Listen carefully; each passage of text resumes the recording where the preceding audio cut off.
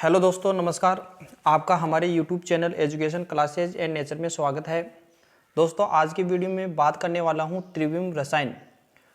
त्रिविम रसायन का जो संपूर्ण लेसन है वो इस वीडियो के अंदर हम देखेंगे। और जो बीएससी में जो संपूर्ण जो यूनिट है त्रिविम रसायन की, वो भी हम इसमें पूरी कवर करेंगे। वीडियो अंत तक ज़रूर देखें ताकि आपको त्रिविम रसायन कंप्लीट समझ में आए और साथ में आप इसके नोट्स भी बना सकते हैं। ये वीडियो बीएससी 12वीं क्लास, 11वीं क्लास, एमएससी और अन्य कंपटीशन की तैयारी करने वाले सभी विद्यार्थियों के लिए काफ़ी महत्वपूर्ण होने वाला है। टेलीग्राम ग्रुप ज्वाइन करके ये पीडीएफ प्राप्त कर सकते हैं। चलो वीडियो को स्टार्ट करते हैं।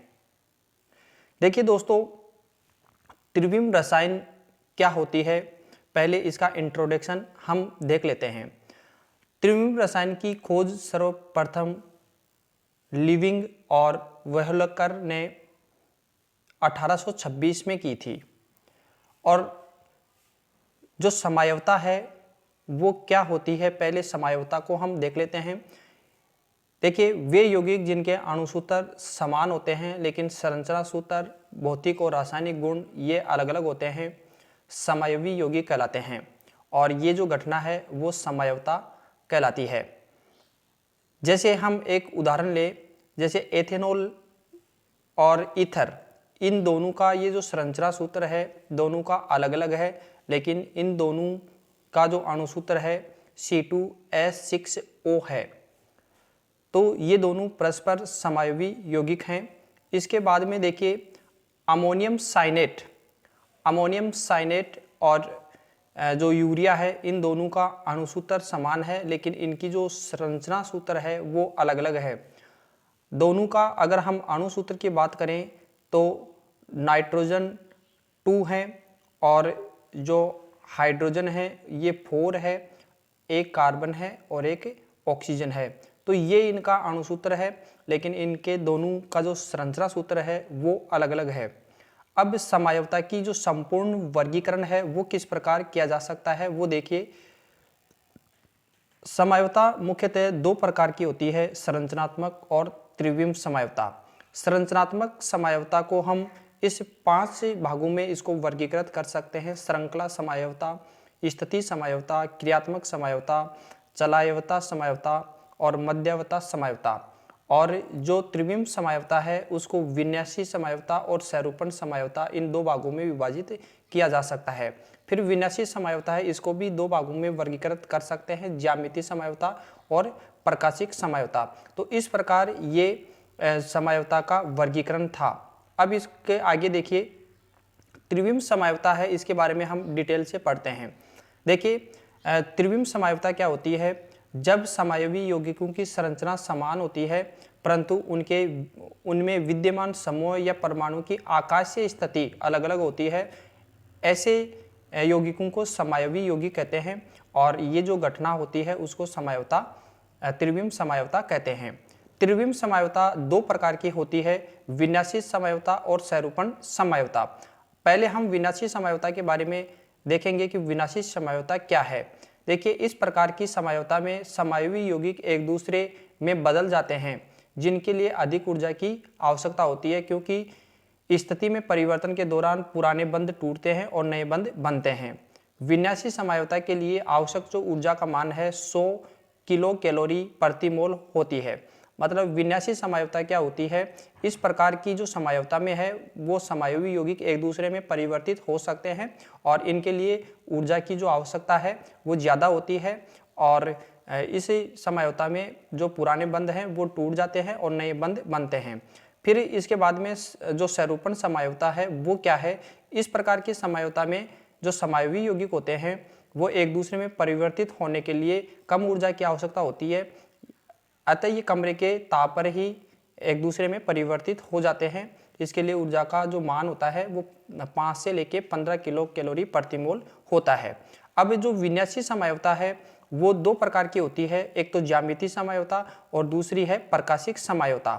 तो हम ज्यामितीय समझौता और प्रकाशिक समझौता को डिटेल से पढ़ेंगे। देखिए ज्यामितीय समझौता क्या है।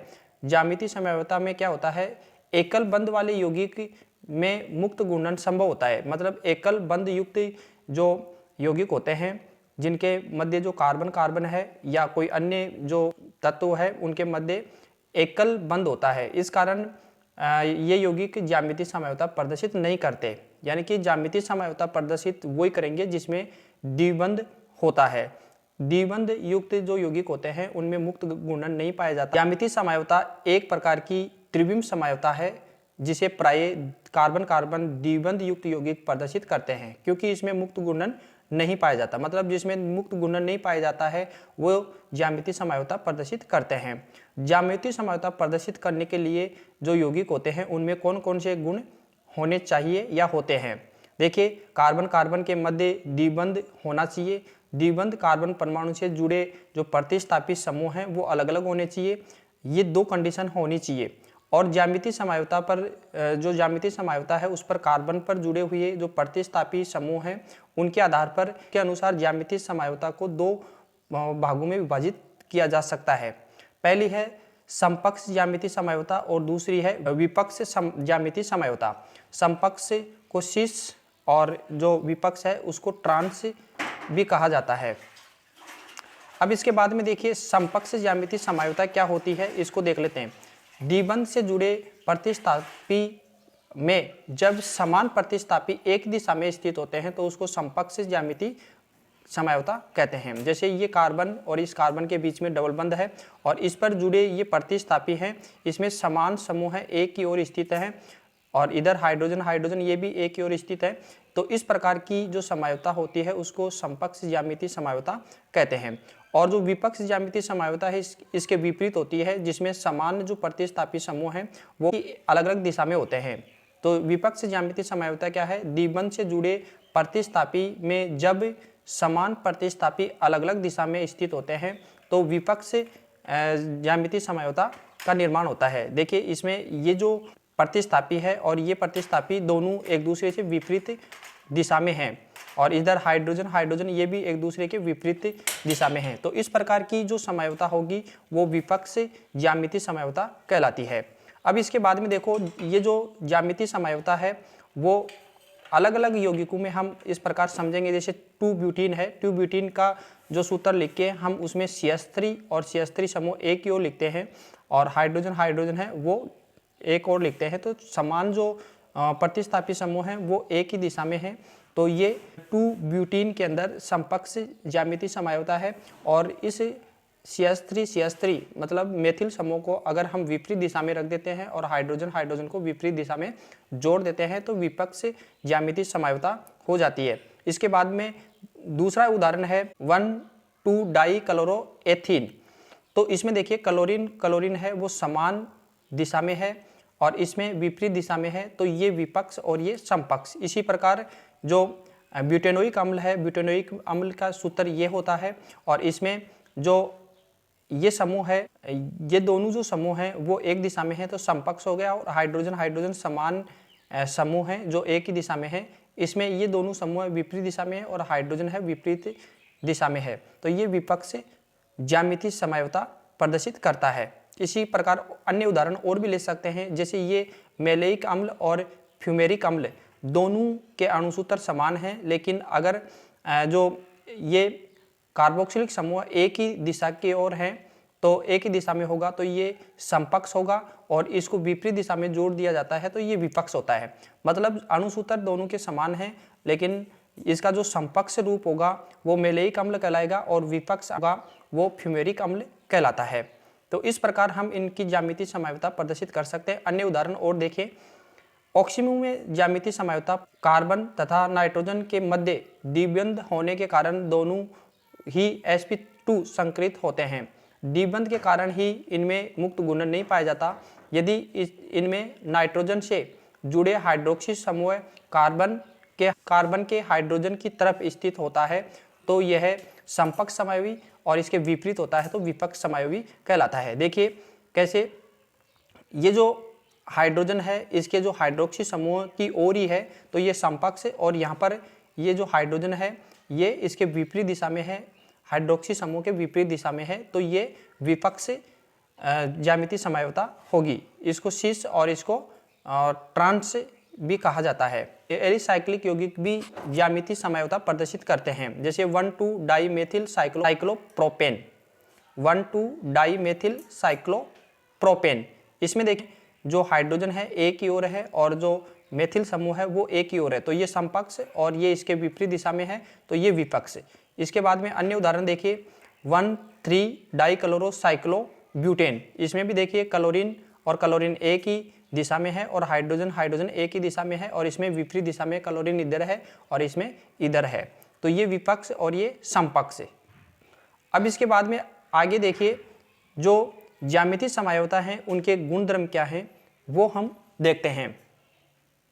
देखिए द्विध्रुव आघूर्ण, सामान्यतः समपक्ष ज्यामितीय समझौते का द्विध्रुव आघूर्ण का मान विपक्ष समझौते की तुलना में अधिक होता है, क्योंकि विपक्ष समझौते में एक समान समूह विपरीत दिशा में स्थित होते हैं। इस कारण ये एक दूसरे के इलेक्ट्रॉनिक प्रभाव को नष्ट कर देते हैं। इस कारण विपक्ष समझौते के द्विध्रुव आघूर्ण का मान 0 होता है। ये एक उदाहरण लिया हमने, इसमें ये एक की ओर है तो ये समपक्ष है और ये क्लोरीन है विपरीत दिशा में है, तो ये विपक्ष है। यहाँ पर जो द्विध्रुव आघूर्ण का जो मान है वो यहाँ पर देखिए इसमें क्या होगा, ये एक दूसरे के विपरीत हैं तो द्विध्रुव आघूर्ण का मान कम हो जाएगा, लेकिन यहाँ पर क्या होता है ये दोनों इधर हैं, द्विध्रुव आघूर्ण का मान जो ज़्यादा होता है ये एक दूसरे को नष्ट कर देते हैं, द्विध्रुव आघूर्ण के मान को नष्ट कर देते हैं और ये नष्ट नहीं कर पाते हैं, तो इसका द्विध्रुव आघूर्ण ज़्यादा होता है। अब यहाँ देखिए इसका जो द्विध्रुव आघूर्ण है वो 0 नहीं होता है, लेकिन इसका 0 होता है, क्योंकि विपरीत दिशा में ये समूह होने कारण ये एक दूसरे के द्विध्रुव आघूर्ण को समाप्त कर देते हैं। दूसरा इसका गुण है गलनांक व कवथनांक। देखिए विपक्ष समझौते का गलनांक और कवथनांक अपने संगत समपक्ष समझौते की तुलना में अधिक होता है, क्योंकि विपक्ष समझौते में वांडरवाल्स बल अधिक पाया जाता है। जैसे फ्यूमेरिक अम्ल का गलनांक 287 डिग्री सेंटीग्रेड तथा मेलेइक अम्ल का जो कवथनांक है वो लगभग 130 डिग्री सेंटीग्रेड होता है। इसका 130 और इसका 287। यदि विपरीत इलेक्ट्रॉनिक प्रभाव वाले समूह उपस्थित रहे हो समपक्ष का गलनांक अधिक होता है। देखिए इसमें 150 है और इसमें 72 डिग्री सेंटीग्रेड है। इसमें देखिए ये दोनों जो समूह है विपरीत दिशा में है और हाइड्रोजन हाइड्रोजन है ये दोनों विपरीत दिशा में। इसमें ये दोनों समान दिशा में है और हाइड्रोजन समान दिशा में है, तो ये समपक्ष और ये विपक्ष। इसके बाद में रासायनिक गुणधर्म देखिए, समपक्ष समझौते रासायनिक गुण विपक्ष समझौते की तुलना में अधिक प्रदर्शित करते हैं, क्योंकि समपक्ष समझौते में समझौते समूह में एक ही दिशा में उपस्थित होते हैं। जैसे ये है, इसमें देखिए ये हाइड्रोजन हाइड्रोजन एक की ओर है और जो हाइड्रोक्सी समूह है वो एक और है, तो ये समपक्ष है और इसमें गर्म करने पर जल निकलता है तो ये हमें प्राप्त होता है। इसी प्रकार देखिए यदि इसकी बात करें, इसको गर्म करें तो भी ये प्राप्त होता है। ये दोनों विपरीत दिशा में हैं तो ये विपक्ष है। तो जो रासायनिक गुण है समपक्ष समझौते में रासायनिक गुण विपक्ष की तुलना में ज़्यादा होता है। हाइड्रोजन बंध, अगला पॉइंट है हाइड्रोजन बंध। देखिए त्रिविम समझौते प्रदर्शित करने वाले यौगिकों में हाइड्रोजन बंध पाया जाता है, जिसके कारण इनके भौतिक और रासायनिक गुण अलग अलग होते हैं या परिवर्तित होते रहते हैं। आगे देखिए तो हाइड्रोजन बंध पाया जाता है ऑक्सीजन और हाइड्रोजन के बीच में। ये जो बॉन्ड है H बॉन्ड है, जो कि ये समपक्ष है और ये विपक्ष है। इसमें अंतरा अणु H बॉन्ड नहीं बन रहा है और इसमें देखो ये दोनों जो समूह हैं वो विपरीत दिशा में हैं, तो यहाँ पर ये दूरी पर होने के कारण इसमें H बॉन्ड नहीं बनता है। फिर है प्रकाशिक समझौते। प्रकाशिक समझौता क्या है? प्रकाशिक समझौता की खोज 1848 में लुईस पाश्चर ने की थी। वे यौगिक जो समतल ध्रुवित प्रकाश के तल को घूर्णित कर देते हैं तथा एक दूसरे पर अध्यारोपित नहीं होते, प्रकाश समझौते कहलाते हैं और ये घटना है प्रकाशिक समझौता कहलाती है। ऐसे यौगिक जो समतल ध्रुवित प्रकाश के तल को घूर्णित कर देते हैं वे ध्रुवण यौगिक कहलाते हैं और इस घटना को ध्रुवण गुणकता कहा जाता है। सामान्यतः ध्रुवित प्रकाश के तल को दाईं ओर यानी कि क्लॉकवाइज गुणित करने वाले यौगिकों को दक्षिणावर्त समावयवी कहा जाता है, जिसे डी या प्लस द्वारा व्यक्त करते हैं। और समरूपित प्रकाश के तल को बाईं ओर यानी एंटी क्लॉकवाइज गुणित करने वाले यौगिकों को वामवर्ती समावयवी या इसे एल या माइनस द्वारा व्यक्त किया जाता है। आगे देखिए, वे यौगिक ही प्रकाशीय समावयवता प्रदर्शित करते हैं जिनमें किरेल कार्बन पाया जाता है। जैसे लैक्टिक अम्ल के दो समावयवी पाए जाते हैं। ये लैक्टिक अम्ल है जो क्लोजवाइज है और ये एंटी क्लोजवाइज है। तो इसमें देखिए ये CH3 और OH, COOH और H, यानी कि जो किरेल कार्बन क्या होता है, यानी कि ऐसा कार्बन जिसके चारों जो संयोजकताएं हैं उन पर जुड़े हुए समूह हैं वो सारे अलग अलग हो, वो किरेल कार्बन कहलाता है। और किरेल कार्बन जिसमें पाया जाता है वो ही इस प्रकार की समावयवता प्रदर्शित करता है।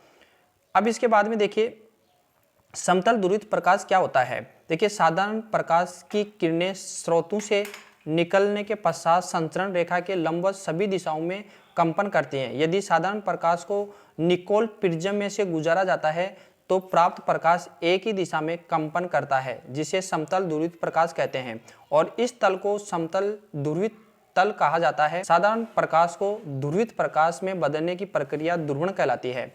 देखिए ये जो एक प्रकाश स्रोत था, एक वर्णी प्रकाश स्रोत है जो चारों तरफ फैलता है। जब इसको निकोल प्रिज्म में से गुजारा जाता है तो एक प्रकाश की किरण गुजरती है और जो ये समतल ध्रुवित प्रकाश है वो हमें प्राप्त हो जाता है। अब इसके बाद में देखिए सफेद प्रकाश को प्रिज्म में से गुजारने पर यह 7 वर्णों में विक्षेपित हो जाता है, जिसे वर्ण विक्षेपण कहा जाता है। ध्रुवणमापी या ध्रुवण गुणकता। ध्रुवमापी क्या होती है? देखिए कार्बनिक पदार्थों की ध्रुवण गुणवत्ता का पता लगाने के लिए जिस उपकरण का प्रयोग किया जाता है उसको ध्रुवणमापी कहते हैं। ध्रुवणमापी में 2 निकोल प्रिज्म होते हैं जिन्हें क्रमशः ध्रुवक व विश्लेषक कहा जाता है। दोनों प्रिज्मों के मध्य 1 डेसीमीटर लंबी एक नली होती है जिसे ध्रुवण गुणक यौगिक या उसका विलयन भरा होता है। एक प्रकाश का स्रोत जिसमें से एक वर्णी प्रकाश उत्सर्जित होता है तथा इसमें एक नेत्रिका लेंस उपस्थित होता है। ये एक वर्णी प्रकाश है, निकोल प्रिज्म में से इसको गुजारा जाता है तो समतल ध्रुवित प्रकाश प्राप्त होता है। और इस समतल ध्रुवित प्रकाश को किसी नलिका के अंदर जिसमें जो कार्बनिक पदार्थ किया जाता है और फिर निकोल प्रिज्म एक विश्लेषक होता है और लास्ट में इसको ये समतल ध्रुवित प्रकाश प्राप्त कर लेते हैं। अब आगे देखिए नेत्रिका लेंस से प्रकाश स्रोत को देखने के लिए विश्लेषक प्रिज्म को यदि घुमाया जाता है तो यौगिक दक्षिण ध्रुवण गुणक कहलाता है। और यदि विश्लेषक को बाईं ओर घुमाया जाता है तो यौगिक वाम ध्रुवण गुणक कहलाता है। ध्रुवण गुणक यौगिक समतल ध्रुवित प्रकाश के तल को दाईं ओर तथा बाईं ओर दिशा में जिस कोण पर घुमाता है गुणित कर देता है उसे घूर्णन कोण कहते हैं। घूर्णन कोण मुख्यतः निम्न कारकों पर निर्भर करता है और वो कारक कौन कौन से हैं? वो ये हैं विलयन का तापमान, विलयन की सांद्रता, विलायक पदार्थ की प्रकृति, प्रकाश के द्वारा तय की गई दूरी, प्रकाश की तरंगदैर्घ्य। ये जो कारक हैं जो घूर्णन कोण को प्रभावित करते हैं। इसके बाद में देखिए विशिष्ट घूर्णन, किसी यौगिक की ध्रुवण शक्ति विशिष्ट घूर्णन कहलाती है। इसका मान निम्न समीकरण से ज्ञात कर सकते हैं। ये इसका समीकरण है अल्फा और ये लेमडा और टी बराबर अल्फा अपॉन एल प्लस सी। यहाँ पर ये जो है वो विशिष्ट घूर्णन है। तो विशिष्ट घूर्णन को इस प्रकार हम निकाल सकते हैं। और यहाँ पर जो अल्फा है वो विशिष्ट घूर्णन है और टी है वो टेम्परेचर को प्रदर्शित करता है और जो लेमडा है वो जो प्रकाश की किरण है उसका तरंगदैर्घ्य है और एल जो है वो प्रकाश द्वारा तय की गई दूरी जो नलिका की दूरी होती है और जो सी है विलयन की सांद्रता है। अब इसके बाद में देखिए अगला क्या है, यौगिक का आणविक गुणन। यौगिक का आणविक गुणक निम्न प्रकार से ज्ञात कर सकते हैं। आणविक गुणन ज्ञात करने के लिए हम क्या करेंगे, विशिष्ट गुणन को अणुभार से गुणा करेंगे। इसके बाद में देखिए सममिति तत्व कौन कौन से हैं? सममिति तत्व हैं वो 3 होते हैं, वो सममिति तल, सममिति केंद्र और सममिति अक्ष। अब ये क्या क्या होते हैं इनको हमें समझना है। देखो सममिति तल क्या होता है, यदि किसी वस्तु या यौगिक में ऐसा तल विद्यमान रहे जो उन्हें वो ऐसे बराबर भागों में बांट दे जो एक दूसरे के दर्पण प्रतिबिंब समावी रहें तथा एक दूसरे पर अध्यारोपित हो, उन्हें सममिति तल कहते हैं। मतलब सममिति तल क्या होते हैं कि कोई भी यौगिक है और उस यौगिक को दो बराबर भागों में विभाजित कर दे तो और वो एक दूसरे पर अध्यारोपित नहीं हो, सममिति तल कहलाता है। जैसे ये है, इसके बीच में इसको दो भागों में हमने विभाजित किया तो ये दो भागों में विभाजित होने पर ये दोनों ऊपर वाला और नीचे वाला दो बराबर भागों में विभाजित हो गया है, लेकिन इसको इसके ऊपर अध्यारोपित करें तो ये नहीं होगा। इसी प्रकार अंग्रेजी में जो ए है उसको भी दो भागों में विभाजित कर सकते हैं, इसी प्रकार जो बी है इसको भी दो भागों में विभाजित करते हैं। तो ये जो तल है, ये सीधी रेखा है, वो सममिति तल कहलाता है। अब इसके बाद में दूसरा आता है सममिति अक्ष। यदि किसी यौगिक में उपस्थित वह अक्ष जिसके सापेक्ष यौगिक को घुमा दिया जाए तो यौगिक का नया रूप उसके मूल विन्यास पर अध्यारोपित हो जाता है, लेकिन कोण 360 से कम हो। इसे सामान्यतः CN द्वारा व्यक्त करते हैं। C का मतलब साइकिल यानी चक्कर और N प्राप्त विन्यास या मूल विन्यास के आधार पर लिखते हैं। अब यहाँ देखिए, ये एक जल का अणु है जिसमें हाइड्रोजन, पहला हाइड्रोजन है उसको HA और दूसरा HB, इसको 180 डिग्री के कोण पर घुमाएं तो ये जो B है वो A के स्थान पर आएगा और A है वो B के स्थान पर आ जाएगा, और फिर उसको 180 डिग्री के कोण पर और घुमाएं तो ये पहले वाली स्थिति पर ही वापस आ जाता है। अब इसके बाद में देखिए अगला सममिति केंद्र। किसी भी यौगिक में उपस्थित वह काल्पनिक बिंदु जहां से यौगिक में सीधी रेखा खींची जाए तो यौगिक समान दो भागों में विभाजित हो जाता है, सममिति केंद्र कहलाता है। जैसे ये हमारे पास कोई संरचना थी, इसमें हमने इस प्रकार विभाजित किया है और विभाजित करने पर ये जो बीच वाला जो केंद्र बना है ये सममिति केंद्र है। अब इसमें जितने भी जो भाग हैं वो सारे के सारे समान भाग हैं। इसके बाद में है किरेलता या किरेल अणु। कार्बनिक यौगिक में उपस्थित वह कार्बन परमाणु जिसके चारों संयोजकताएं अलग अलग समूह द्वारा संयोजित होती हैं उसे किरेल कार्बन कहते हैं। त्रिविम केंद्र व किरेलता कहा जाता है। कार्बनिक यौगिकों में किरेल कार्बन को सामान्यतः इस एंटी स्टार द्वारा व्यक्त करते हैं। जैसे लैक्टिक अम्ल है, लैक्टिक अम्ल में ये चारों जो समूह जुड़े हुए हैं कार्बन से ये सारे अलग अलग हैं, तो ये कार्बन है वो किरेल कार्बन है। इसी प्रकार ये देखिए, ये जो कार्बन है इस कार्बन पर एक तरफ हाइड्रोजन जो ये इससे जुड़ा हुआ हाइड्रोजन है वो, और एक मेथिल समूह है और दूसरा ब्रोमीन समूह है, तो ये जो कार्बन होगा वो किरेल कार्बन होगा। इसी प्रकार इस कार्बन पर जुड़े चारों जो संयोजकताएं हैं उन पर भिन्न भिन्न समूह जुड़े हुए हैं, तो ये भी किरेल कार्बन है। इसी प्रकार देखिए, प्रकृति में सर्वाधिक किरेल कार्बन युक्त यौगिक ग्लूकोज है जिसमें किरेल कार्बन परमाणु की संख्या 4 होती है। ये देखिए, ये ग्लूकोज है और इसमें इस कार्बन से देखिए चारों जो समूह हैं वो अलग अलग हैं।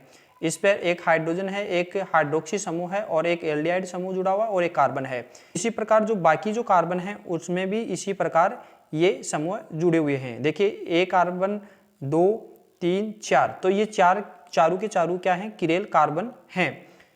कायरल यौगिक, ऐसे यौगिक जो अपने प्रतिबिंब समावी पर अध्यारोपित नहीं होते हैं, कायरल यौगिक कहलाते हैं। कायरल यौगिक में सममिति तल नहीं पाया जाता।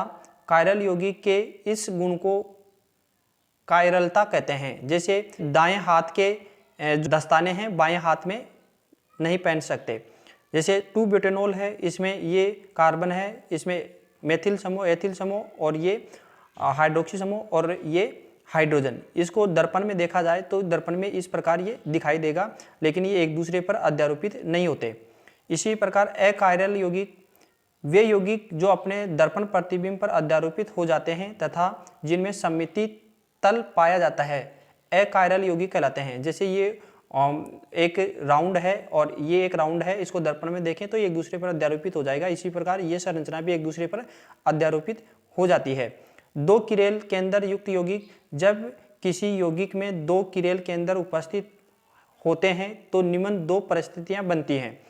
दो परिस्थितियां कौन सी बनेगी, पहली तो ये बनेगी दोनों किरेल कार्बन से असमान समूह जुड़े हो और दोनों किरेल कार्बन से समान समूह जुड़े हो, यानी दो किरेल केंद्र हो तो ये दो स्थितियां बनेगी। एक तो जो किरेल कार्बन से जो जुड़े हुए समूह हैं वो असमान हो और दूसरे में समान हो। देखिए दो किरेल कार्बन से असमान समूह जुड़े हुए हो तो क्या होगा, इस प्रकार के यौगिकों में यदि n कायरल केंद्र या त्रिविम केंद्र उपस्थित हो तो उसमें उपस्थित प्रकाशिक समायोगों की संख्या 2n होती है। जैसे 2,3 डाइक्लोरो ब्यूटेनोइक अम्ल, इसमें देखिए इसमें किरेल केंद्रों से असमान समूह जुड़े हैं, अतः इनकी प्रकाशिक समायोगों की संख्या 2n² और n का मान यहाँ पर 2 है, 2 × 2 4 होगी। अब यहाँ देखिए ये एक यौगिक है और इसमें दो किरेल कार्बन है और इसका दर्पण प्रतिबिंब इस प्रकार है, और फिर ये दूसरा है और इसमें भी इसी प्रकार। देखिए ये चार संरचनाएं हैं और चारों के अंदर जो एक ही यौगिक के सूत्र हैं, यहाँ पर जो क्लोरीन है वो एक ही ओर है और इसका जो दर्पण प्रतिबिंब बनाते हैं तो ये होता है। तो ये तो क्या हो गया, जो शीश है, और फिर ये जो रूप बना है वो ट्रांस है, ट्रांस का ये दर्पण प्रतिबिंब है। तो ये चारों के चारों ही स्थितियां हैं जिसमें कोई भी एक दूसरे पर अध्यारोपित नहीं होता। उपरोक्त संरचना में संरचना फर्स्ट व सेकंड तथा संरचना थर्ड और फोर्थ परस्पर दर्पण प्रतिबिंब हैं, अतः ये आपस में प्रतिबिंब समायोगी होते हैं। इसके विपरीत संरचना जैसे फर्स्ट और थर्ड की बात करें तो ये एक दूसरे पर अध्यारोपित नहीं होती हैं। इसी प्रकार संरचना थर्ड भी संरचना फर्स्ट व सेकंड पर अध्यारोपित नहीं होती है। अतः किसी यौगिक के वे प्रकाशिक समायोगी जो परस्पर दर्पण प्रतिबिंब नहीं होते हैं विवृम समायोगी कहलाते हैं। तो विवृम समायोगी समझ में आ गया होगा आपको कि यदि देखिए संरचना सूत्र ऊपर हमने देखा है कि इनमें चारों संरचनाओं में आप ध्यान से देखेंगे तो ये एक जो रूप है वो शीर्ष रूप है और इस दर्पण प्रतिबिंब है वो सेकंड है, मतलब ये एक दूसरे के दर्पण प्रतिबिंब हैं। और संरचना थर्ड और फोर ये भी एक दूसरे के दर्पण प्रतिबिंब हैं। लेकिन अगर संरचना फर्स्ट और थर्ड की बात करें तो ये एक दूसरे के दर्पण प्रतिबिंब नहीं है, और संरचना सेकंड और फोर की बात करें तो ये भी एक दूसरे के दर्पण प्रतिबिंब नहीं है, और ये सारी की सारी संरचनाएं एक दूसरे पर अध्यारोपित नहीं होती हैं। तो ऐसी जो संरचना होती हैं उनको विवृम समायोगी कहते हैं। विवृम समायोगी के भौतिक और रासायनिक गुण दोनों ही अलग अलग होते हैं।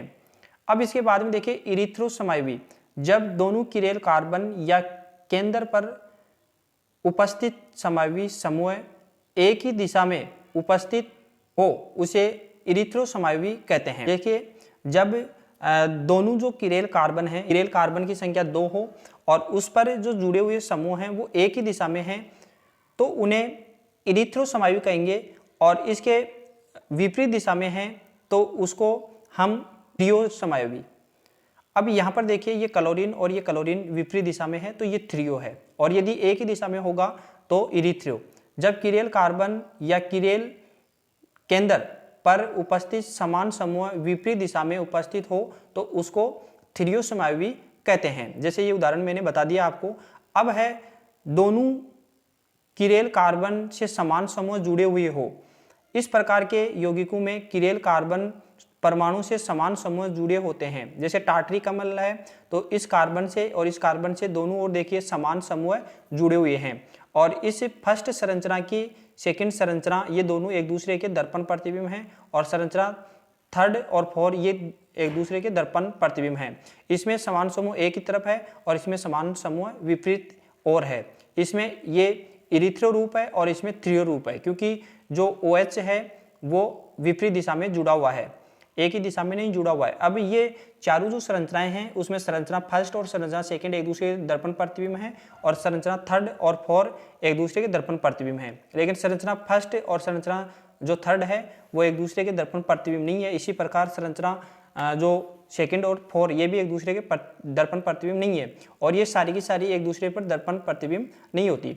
तो यहाँ पर आप देख सकते हैं संरचना फर्स्ट और संरचना सेकंड एक दूसरे के प्रतिबिंब हैं, और फर्स्ट और थर्ड और फोर ये विवृम है, और थर्ड के सापेक्ष फर्स्ट और सेकंड ये भी विवृम है, जबकि थर्ड और फोर हैं ये एक दूसरे के दर्पण प्रतिबिंब हैं। अब देखिए टार्टरिक अम्ल के थ्रियो समायोगी को मिसो टार्टरिक अम्ल कहा जाता है। जो टार्टरिक अम्ल है उसका इरिथ्रो समायोगी है, ये इरिथ्रो समायोगी है जो कि ये, इसको मिसो टार्टरिक भी कहा जाता है। अब मिसो टार्टरिक अम्ल का आधा भाग डी रूप तथा शेष आधा भाग एल रूप को दर्शाता है। इस कारण समतल दूरित प्रकाश के तल को परिवर्तित तापन शून्य होता है, क्योंकि डी विन्यास प्रकाश के तल को जितना दाईं दिशा में घुमाता है उतना ही एल विन्यास प्रकाश के तल को दाईं ओर या दाईं दिशा में घुमा देता है, जिसके परिणामी प्रकाश का तल अपरिवर्तित रहता है। इसे आंतरिक प्रतिकार कहते हैं। ये डी रूप है और ये एल रूप है। ये इसको इधर घुमा रहा है और ये इसको इधर घुमा रहा है। ये घुमाने के बाद में ये एंटी क्लॉकवाइज है, ये क्लॉकवाइज है, तो ये डी रूप हो गया, ये एल रूप। अब इसके बाद में देखो फिशर प्रक्षेपण सूत्र। यौगिकों की संरचना त्रिविमीय होती है, अतः इन्हें कागज या बोर्ड पर लिखने में कठिनाई आती है, लेकिन एनिमल फिशर नामक वैज्ञानिक ने इन्हें सर्वप्रथम कागज या बोर्ड पर प्रदर्शित किया, जिसे फिशर प्रक्षेपण सूत्र कहते हैं। इन्हें प्रदर्शित करने के निम्न नियम हैं। अब कौन कौन से नियम हैं देखिए, फिशर प्रक्षेपण सूत्र को प्रदर्शित करने के लिए ये नियम है। पहला नियम है, सर्वप्रथम कागज के तल पर एक दूसरे को काटती हुई दो लंबवत रेखाएं खींचेंगे। इस प्रकार दो लंबवत रेखा खींचेंगे।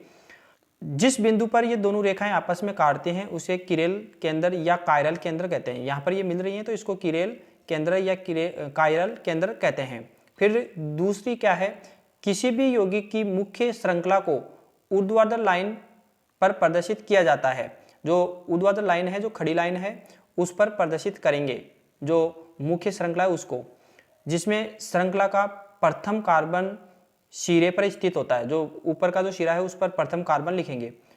फिर कार्बन के शेष प्रतिस्थापी ऊर्ध्वाधर रेखा के दाईं व बाईं ओर लिखे जाते हैं। तो ऊर्ध्वाधर रेखा है उसके दाईं और बाईं ओर, मतलब ये ऊर्ध्वाधर रेखा है तो इधर और इधर दोनों ओर लिखे जाएंगे। ऊर्ध्वाधर रेखा पर उपस्थित दोनों बंद प्रक्षेपण तल से नीचे की ओर झुके होते हैं। जैसे लैक्टिक अम्ल है, इसका प्रक्षेपण सूत्र बनाए तो लैक्टिक अम्ल है, इसका सूत्र ये है। तो ये ऊर्ध्वाधर रेखा हमने खींची है और ये पहला जो यहाँ से स्टार्ट किया तो COOH और नीचे CH3 जो अंतिम है, और इस कार्बन पर ये समूह जोड़ दिया गया है। तो इस प्रकार ये प्रक्षेपण सूत्र को प्रदर्शित किया जा सकता है। फिर 2-ब्यूटेनॉल को इस प्रकार प्रदर्शित करते हैं, ऊर्ध्वाधर लाइन खींच के, और इस पर पहला जो कार्बन है ये और अंतिम जो कार्बन है वो इस प्रकार, और दोनों जो समूह हैं वो इस प्रकार जोड़ दिया जाता है। फिर एनालिन के हैं, इसके भी हम जोड़ सकते हैं। पहले हम सीधी लाइन खींचेंगे तो ऊपर वाला जो समूह है वो COO ये जोड़ देंगे, और ये जो रेखा है दूसरी है, और इसमें अंतिम जो समूह है वो ये मेथिल समूह है CH3, और एक तरफ हम एमीन समूह और एक तरफ हाइड्रोजन जोड़कर इस प्रकार की संरचना बना लेंगे। फिर इसके बाद में प्रक्षेपण सूत्र लिखते समय निम्न बातों का ध्यान भी रखा जाता है। प्रक्षेपण सूत्र को न तो कभी उठाना चाहिए और न ही कभी घुमाना चाहिए। प्रक्षेपण सूत्र को 180 डिग्री पर घुमाया जा सकता है। ऐसा करने पर यौगिक के त्रिविम विन्यास में कोई परिवर्तन नहीं होता है, और यदि किरेल कार्बन से जुड़े दोनों प्रतिस्थापियों को 180 डिग्री के कोण पर दो बार घुमा दिया जाता है तो इसके विन्यास पर कोई प्रभाव नहीं पड़ता। फिर इसके बाद में देखिए, प्रक्षेपण सूत्र को 90 डिग्री या 270 डिग्री के कोण पर नहीं घुमाया जा सकता है, क्योंकि इससे मूल यौगिक का प्रतिबिंब प्राप्त होता है। अब इसके बाद में देखिए अगला जो टॉपिक होगा वो क्या होगा, सापेक्ष व निरपेक्ष विन्यास, यानी कि LS या DL विन्यास। एमिल फिशर ने 1890 में बताया कि दुर्वण गुणवत्ता एक प्रायोगिक गुणधर्म है। इसके साथ साथ फिशर ने अणु की त्रिविम में विभिन्न बंध की स्थितियों की जानकारी दी, और सन 1906 में रोजनोफ ने गिल्स एल्डिहाइड को एक मुख्य यौगिक के रूप में चयन किया, क्योंकि सभी शर्कराओं के अंतिम छोर पर इसके समान संरचना होती है, जिसकी सहायता से शर्कराओं का विन्यास आसानी से निर्धारित किया जाता है। इसके लिए सर्वप्रथम गिल्स एल्डिहाइड को फिशर प्रक्षेपण सूत्र के रूप में लिखा जाता है। गिल्स एल्डिहाइड का प्रक्षेपण सूत्र वो इस प्रकार है, ये गिल्स एल्डिहाइड का सूत्र है। तो इसमें जो प्रथम लिया है वो एल्डिहाइड समूह लिया है और एल्डिहाइड समूह के आधार पर ही ये जो गिल्स एल्डिहाइड है उसका प्रक्षेपण सूत्र दिया गया है। यदि OH समूह दाईं ओर स्थित है तो इसको डी गिल्स एल्डिहाइड कहते हैं और यदि हाइड्रोक्सी समूह बाईं ओर स्थित है तो इसको एल गिल्स एल्डिहाइड कहते हैं।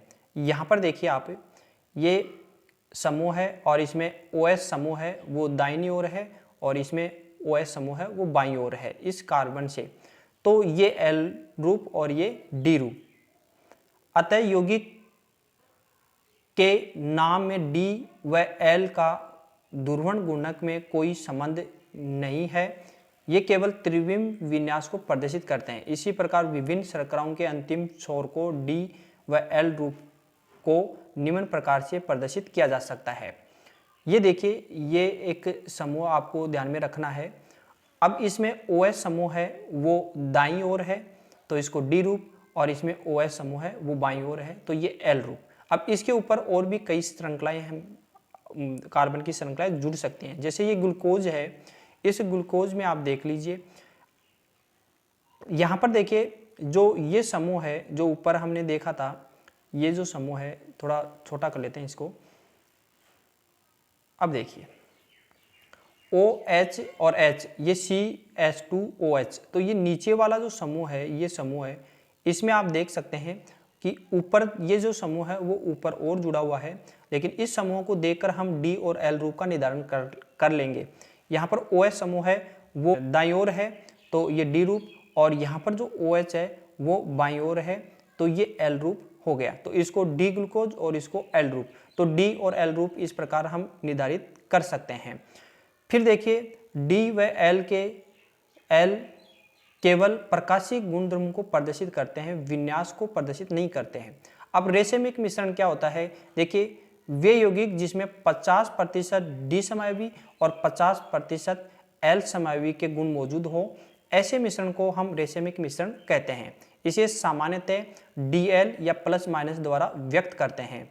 आंतरिक प्रतिकार प्रदर्शित करने वाले यौगिक रेशमिक मिश्रण कहलाते हैं। SN1 अभिक्रिया के दौरान रेशमिक मिश्रण का निर्माण होता है। जैसे ये एक एग्जाम्पल है जिसमें क्लोरीन है, ये जो क्लोरीन है ये निकलता है तो यहाँ पर जो कार्बन है उस पर धनावेश आ जाता है।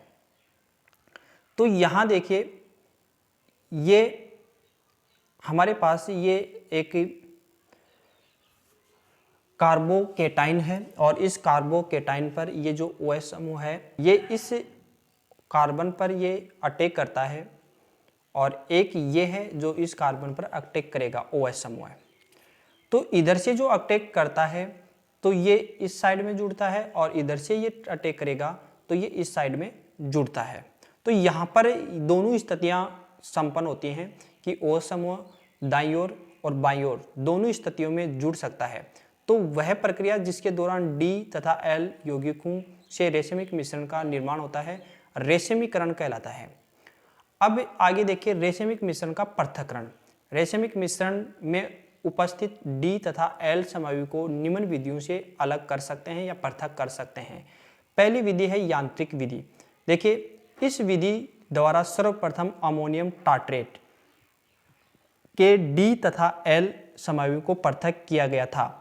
इस विधि के प्रतिपादक या प्रतिपादककर्ता लुईस पाश्चर हैं। इस विधि का उपयोग केवल क्रिस्टलीय ठोस प्रकाशिक सक्रिय यौगिक पर किया जाता है।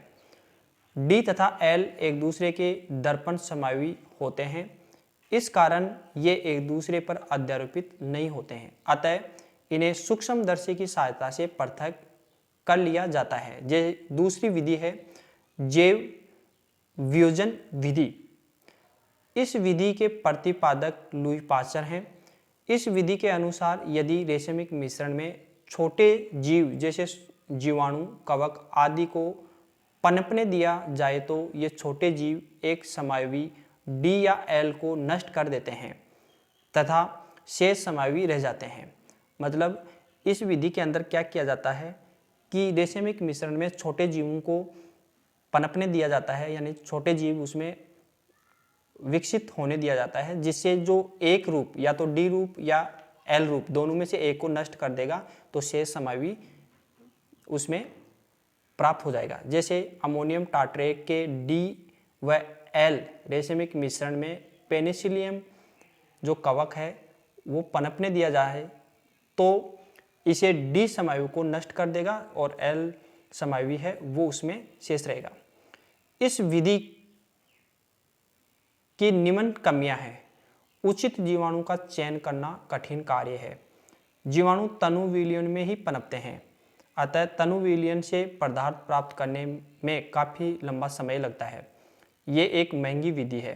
अब इसके बाद में तीसरी विधि है स्तंभ वर्ण लेखनी विधि। स्तंभ वर्ण लेखनी विधि क्या है? इस रेशमिक मिश्रण के तैयार विलयन को एक पात्र में लेकर दुर्वहन गुणक या सामान्य अधिशोषक का स्तंभ लगा दिया जाता है। स्तंभ का उचित विलयन द्वारा प्रक्षालन किया जाता है और जो अधिशोषक पर रेशमिक मिश्रण का वर्णात्मक अधिशोषण होता है, अधिक तीव्रता से अधिशोषित होने वाला प्रकाशिक या प्रतिबिंब समावि स्तंभ के ऊपरी भाग में तथा धीमी गति से अधिशोषित होने वाला समावि स्तंभ के नीचे वाले भाग में स्थित होता है।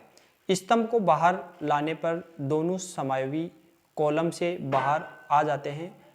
पहले बाहर जाने वाले समावि को आसवन द्वारा अलग कर लिया जाता है तथा दूसरे समावि को अलग पात्र में एकत्रित करते हैं। अगली विधि है चौथी विधि रासायनिक विधि। रासायनिक विधि सर्वाधिक प्रयुक्त की जाने वाली विधि है। यह विधि इस सिद्धांत पर कार्य करती है कि प्रतिबिंब समावि के भौतिक गुण समान लेकिन विवृम समावि के भौतिक गुण अलग अलग होते हैं। इस कारण इसे सरलता से पृथक किया जाता है। रेशमिक मिश्रण को पृथक करने के लिए ये प्रोसेस अपनाया जाता है। रेशमिक मिश्रण क्षारक की उपस्थिति में और विवृम समावि के बाद में ये भौतिक और रासायनिक गुण अलग अलग होते हैं और इससे अलग अलग कर लेते हैं डी और एल रूप को। भौतिक गुण समान होते हैं, इनको पृथक नहीं किया जा सकता है। अब इसके बाद में देखिए सरूपण समावि। सरूपण समावयिता क्या है? कार्बन कार्बन एकल बंध के मुक्त घूर्णन के कारण होने वाले या बनने वाले अणु की संरचना सरूपण कहलाती है तथा इस घटना को सरूपण समावयिता कहते हैं। सरूपण समावयिता को कमरे के ताप पर आसानी से प्रदर्शित किया जाता है क्योंकि इसके लिए कम ऊर्जा की आवश्यकता होती है। एथेन के सरूपण। एथेन में दोनों कार्बन sp3 संकृत होते हैं जो सिग्मा बंध द्वारा जुड़े होते हैं। सिग्मा बंध के मुक्त घूर्णन के कारण ये दो प्रकार के सरूपण समावि बनाता है, सांत्रित और घर्षित। इन्हें निम्न विधियों द्वारा प्रदर्शित किया जाता है, एक तो न्यूमैन प्रक्षेपण सूत्र और एक सोहर्स प्रक्षेपण सूत्र। अब एथेन का न्यूमैन प्रक्षेपण सूत्र क्या है और इसको किस प्रकार प्राप्त किया जाता है, ये देखिए। इसमें सामने वाले कार्बन को एक बिंदु द्वारा, मतलब जो ये बिंदु दिखाई दे रही है आपको यहाँ पर, बिंदु द्वारा, और पीछे वाला जो कार्बन है उसको एक वृत्त, ये जो वृत्त है इसके द्वारा प्रदर्शित किया जाता है।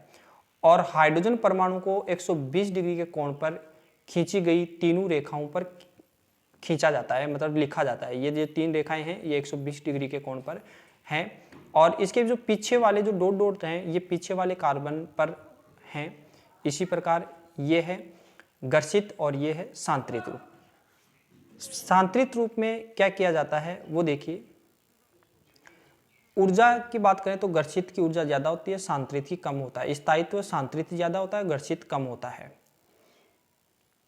अब इसके बाद में एथेन का सोहर्स प्रक्षेपण सूत्र देखो। इस संरचना में अणु को अधिक आणविक अणु की दिशा में देखा जाता है। यहाँ केंद्रीय कार्बन के परमाणु के कार्बन कार्बन के आबंध को दाईं व बाईं दिशा में झुकी हुई रेखाओं के रूप में लिखा जाता है तथा हाइड्रोजन परमाणु को व्यवस्थित कर लेते हैं इस प्रकार। ये देखिए एथेन का सोहर्सन सूत्र में इस प्रकार लिखा जाता है और ये जो हाइड्रोजन है वो इस प्रकार इस पर जुड़े हुए हैं। इसी प्रकार इसमें है ये घर्षित और ये सांतरित। अगला देखिए, वलय तंत्र में स्वरूपण।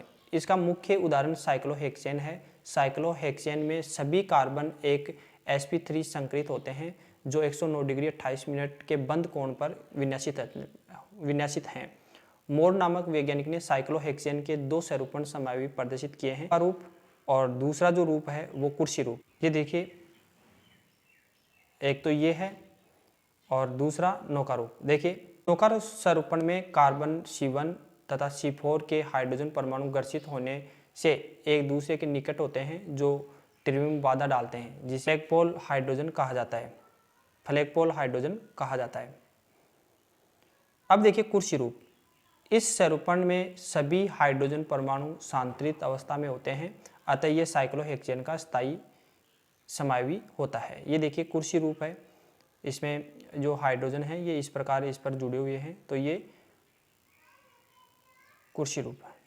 साइक्लोहेक्सेन के कुर्सी स्वरूपण में 6 हाइड्रोजन परमाणु वलय के एकांतर क्रम में लंबवत स्थित होते हैं, जिनमें से 3 हाइड्रोजन तल के ऊपर व 3 हाइड्रोजन तल के नीचे पाए जाते हैं, जिसे अक्षीय हाइड्रोजन परमाणु कहते हैं। साइक्लोहेक्सेन के कुर्सी स्वरूपण में अक्षीय हाइड्रोजन परमाणु के अतिरिक्त शेष 6 हाइड्रोजन परमाणु को भूमध्य हाइड्रोजन कहा जाता है। मुझे आशा है कि आपको ये वीडियो पसंद आया होगा। Thanks you.